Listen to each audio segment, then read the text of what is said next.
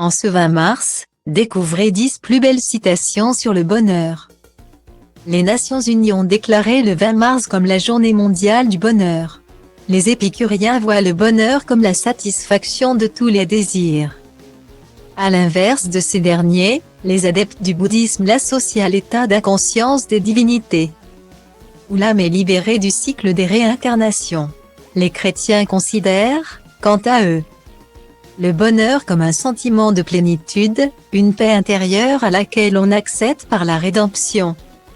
Le thème irrigue également tout un pan de notre littérature. Pour célébrer la journée mondiale du bonheur, passons en revue les meilleures citations des écrivains sur le sujet. C'est le dernier vers d'un célèbre sonnet de Pierre de Ronsard, un poète français du XVe siècle. Cette doctrine du plaisir trouve son écho dans un vers d'Albert Samin, « Il est d'étranges soirs où les fleurs ont une âme ». Ce poète des plaisirs frivoles nous conseille de mordre la vie à pleines dents. La joie est ainsi comparée à une jeune rose qui s'épanouit le temps d'un matin et se flétrit le soir. Profitons des merveilles de l'instant. Dans ses Confessions, Jean-Jacques Rousseau nous confie que les meilleurs moments de sa vie sont ceux d'une promenade solitaire en pleine nature. La marche à pied allège son âme en l'éloignant de tout ce qui rappelle sa dépendance, sa situation sociale et financière.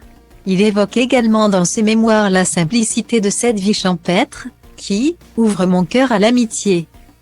Le bonheur serait-il le prix de nos efforts? En tout cas, c'est ce que pense Antoine de Saint-Exupéry, dans son ouvrage Le Petit Prince, 1943. L'auteur fait dire à l'un de ses personnages, « Faites de ta vie un rêve, et de ton rêve une réalité ». Le père de l'Église Saint-Augustin, 354 à 430, nous invite à apprécier pleinement les cadeaux de Dieu.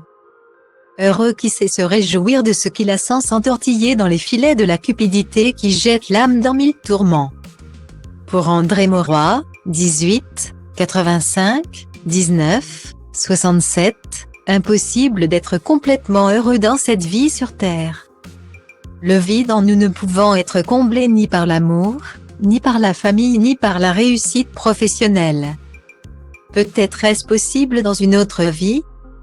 L'alcool, les jeux et les filles de joie n'apportent que l'illusion du bonheur. Dit Aragon.